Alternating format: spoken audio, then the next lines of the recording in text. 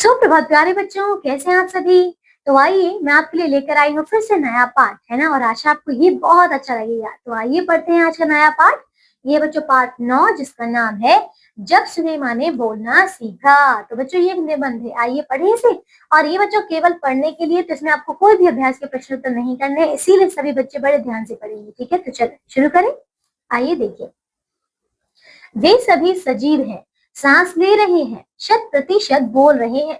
78 मुर्दा इंसान जिंदा हो गए, उनको बोलते बातें करते देखो, है ना बच्चों। अब यहाँ पे कौन कौन सी बातें कर रहे हैं, कहते हैं कि वो सब तो सजीव है, सांस ले रहे हैं। और ये 78 बच्चों, है ना, कितने हैं, 78 मुर्दा इंसान है जो कि क्या है बच्चों, जिंदा हो गए हैं, और उनको तुम बोलते देखो, ठीक है। तो देश की पहली सवाक, यानी कि बच्चों सवाक का क्या अर्थ है, बोलती, है ना, बोलती फिल्म आलमारा के पोस्टरों पर विज्ञापन की ये पंक्तियां लिखी हुई थी। बच्चों देख रहे हैं यहाँ पे क्या है, यहाँ पर बच्चों हमारी पहली फिल्म थी, ये है आलमारा, है ना। तो ये बच्चों हमारे देश की पहली फिल्म थी, ठीक है, जो कि बोलती फिल्म थी। और इसके जो पोस्टर थे, जो विज्ञापन के पोस्टर थे बच्चों, उन पर ये लाइनें, ये बच्चों पंक्तियां लिखी हुई थी, ठीक है, समझ गए। 14 मार्च 1931 की वह ऐतिहासिक तारीख भारतीय सिनेमा में बड़े बदलाव का दिन था, ठीक है बच्चों, याद रखिएगा कि ये कब हुई थी, 14 मार्च 1931 को, ठीक है। इसी दिन पहली बार भारत के सिनेमा ने बोलना सीखा था। हालांकि वह दौर ऐसा था जब मूक सिनेमा लोकप्रियता के शिखर पर था, यानी कि बच्चों जिसमें कोई आवाज नहीं होती थी, कोई ध्वनि नहीं होती थी, वो मूक थी, ठीक है।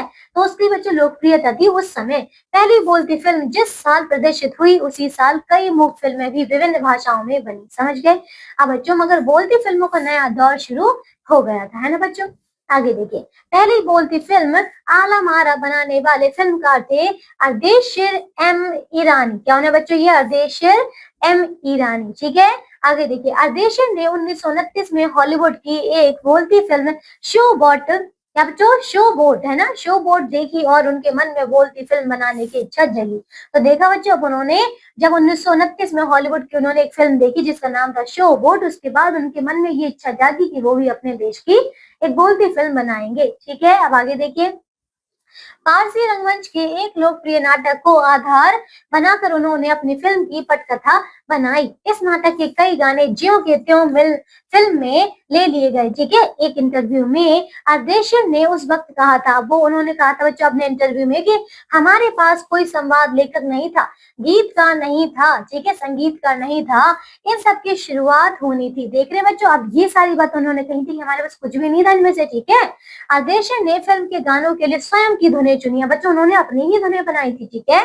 फिल्म के संगीत में महज 3 वाद्य, तबला, हारमोनियम, और बच्चों देखो यहाँ पे तबला, हारमोनियम और क्या था, ये वायलिन का इस्तेमाल किया गया था। तो ये सिर्फ और सिर्फ बच्चों 3 ही वाद्य यंत्र उस समय पर प्रयोग किए थे। बच्चों यहाँ पर आपको चित्र दिया गया है, तो ये है, वो कौन है, ये है ना, यहाँ देखिए ये है अर्देशीर एम ईरानी, ठीक है। चलिए आइए आगे बच्चों, आलमारा में संगीतकार या गीतकार में स्वतंत्र रूप से किसी का नाम नहीं डाला गया, है ना। इस फिल्म में पहले पार्श्व गायक बने WM खान, ठीक है बच्चों, ये पार्श्व गायक बने थे, ठीक है। तो पहला गाना था बच्चों कौन सा, दे दे खुदा के नाम पर प्यारे, अगर देने की ताकत है, ठीक है बच्चों, ये गाना था उसमें पहला, ठीक है। तो आलमारा का संगीत उस समय डिस्क फॉर्म में रिकॉर्ड नहीं किया जा सका, ठीक है। फिल्म की शूटिंग शुरू हुई तो साउंड के कारण ही उसकी, तो इसकी शूटिंग रात में करनी पड़ती थी, क्योंकि बच्चों वहां से ध्वनि जो हमारे कहते हैं नॉइज, है ना, नॉइज आता था, तो इसलिए वो रात को करते थे जब वो शांति हो जाती थी, ठीक है। तो मूक युग की अधिकतर फिल्मों को दिन के प्रकाश में शूट कर लिया जाता था, मगर आलमारा की शूटिंग रात में होने के कारण इसमें कृत्रिम प्रकाश व्यवस्था करनी पड़ी, है ना बच्चों, क्योंकि अब रात के समय करेंगे तो रोशनी तो चाहिए, ठीक है ना। तो ऐसा था, यहीं से प्रकाश प्रणाली बनी जो आगे फिल्म निर्माण का जरूरी हिस्सा बनी। आज बच्चों जो हम लाइटें देखते हैं इतनी तरह तरह की, ये उसी समय बच्चों वहां से शुरू हुई थी, समझ गए बच्चों। यहाँ पे देखिए आपको एक चित्र दिया गया है, ये है WM खान, समझ गए। आइए आगे देखिए, अब बच्चों आलमारा ने भविष्य के कई स्टार और तकनीशियन तो दिए ही, अर्देशीर की कंपनी तक ने भारतीय सिनेमा के लिए 150 से अधिक मूक और लगभग 100 सवाक फिल्में बनाई। तो ये बच्चों डेटा जो आपको दिया गया है ये याद रखिएगा, ठीक है। आगे आइए। तो Alam Ara film Arabian nights जैसी फैंटेसी थी। ठीक है बच्चों, फिल्म ने हिंदी उर्दू के मेल वाली हिंदुस्तानी भाषा को लोकप्रिय बनाया, है ना। इसमें गीत, संगीत तथा नृत्य के अनोखे संयोजन थे, है ना। तो फिल्म की नायिका जुबैदा थी। कौन थी बच्चों यहाँ पे? जुबैदा थी। ठीक है। नायक थे विट्ठल। कौन थे बच्चों? विट्ठल। ठीक है। वे उस दौर के सर्वाधिक पारिश्रमिक पाने वाले स्टार थे। ठीक है। अब यहाँ देखिए, उनके चयन को लेकर भी एक किस्सा काफी चर्चित है ना बच्चों, क्योंकि उस समय पर बच्चों ये चयन करना कि कौन अभिनेता कौन अभिनेत्री रहेगी, उसके पीछे भी एक अपनी कथा जुड़ी होती है। तो आइए देखिए बच्चों, यहाँ पे विट्ठल को उर्दू बोलने में मुश्किलें आती थी। ठीक है। पहले उनका बतौर नायक चयन किया गया, मगर इसी कमी के कारण उन्हें हटाकर उनकी जगह महबूब को नायक बना दिया गया। देख रहे बच्चों, क्योंकि वो उर्दू नहीं बोल पाते थे, यहाँ देख रहे हैं, उनको उर्दू बोलने में मुश्किलें थी, इसीलिए उनको हटाकर बच्चों अब महबूब को नायक बना लिया गया था। ठीक है। विट्ठल नाराज हो गए। ठीक है। और अपना हक पाने के लिए उन्होंने मुकदमा कर दिया। बच्चों, उन्होंने मुकदमा कर दिया कि भाई जब मुझे नायक चुना गया था तो फिर भला मुझे क्यों हटाया गया। ठीक है। तो उन्होंने मुकदमा कर दिया। उस दौर में उनका मुकदमा मोहम्मद अली जिन्ना ने लड़ा, जो सबके मशहूर वकील हुआ करते थे। अब बच्चों देख रहे हैं, मोहम्मद अली जिन्ना ने उनका मुकदमा लड़ा था। ठीक है बच्चों। अब विट्ठल मुकदमा जीते और भारत की पहली बोलती फिल्म के नायक बने। समझ आया बच्चों, ये मुकदमे से उनको ये पद मिला। ठीक है। उनकी कामयाबी आगे भी जारी रही। मराठी और हिंदी फिल्मों में वे लंबे समय तक नायक और स्टंटमैन के रूप में सक्रिय रहे। इसके अलावा आलम आरा में सोहराब मोदी, पृथ्वीराज कपूर, याकूब और जगदीश सेठी और जैसे अभिनेता भी मौजूद रहे। आगे चलकर जो फिल्मोद्योग के प्रमुख स्तंभ बने, है ना बच्चों, क्योंकि इन्होंने ही ये इस उद्योग को आगे और बढ़ाया। ठीक है।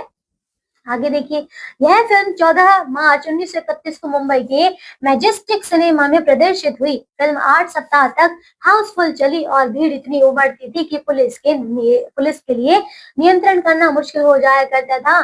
समीक्षकों ने इसे भड़कीली फैंटेसी फिल्म करार दिया था, मगर दर्शकों के लिए यह फिल्म एक अनोखा अनुभव थी, है ना बच्चों, क्योंकि पहली बोलती फिल्म थी। ठीक है। तो यह फिल्म 10,000 फुट लंबी थी और इसे 4 महीनों की कड़ी मेहनत से तैयार किया गया था। बच्चों, ये केवल 4 महीने में बनी थी। ठीक है ना।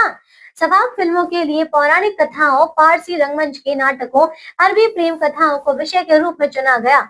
इनके अलावा कई सामाजिक विषयों वाली फिल्में भी बनी। तो देखा जिनमें कौन कौन सी बातें डाली गई थी, जैसे कि देखो यहाँ पे अरबी प्रेम कथाओं का विषय, पारसी रंगमंच, है ना, पौराणिक कथा, ये सारा बच्चों इसमें मिला जुला के डाला गया था, है ना। तो ऐसी एक फिल्म थी बच्चों, कौन सी? खुदा की शान। कौन सी थी बच्चों? खुदा की शान, है ना। इसमें एक किरदार महात्मा गांधी जैसा था। बच्चों देख रहे हैं आप, एक किरदार महात्मा गांधी जैसा भी था।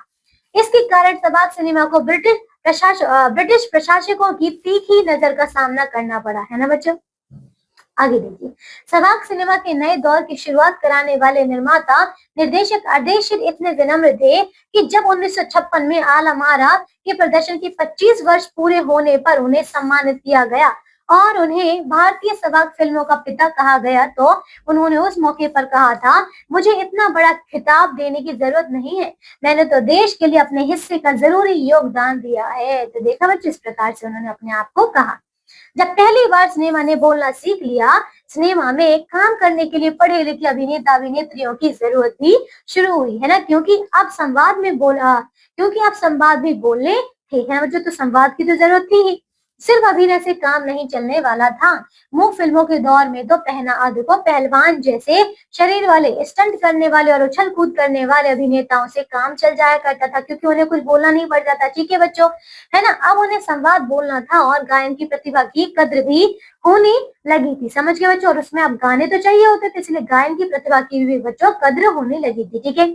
इसलिए आलम आरा के बाद आरंभिक सबाक दौर की फिल्मों में कई गायक अभिनेता बड़े पर्दे पर नजर आने लगे। ठीक है।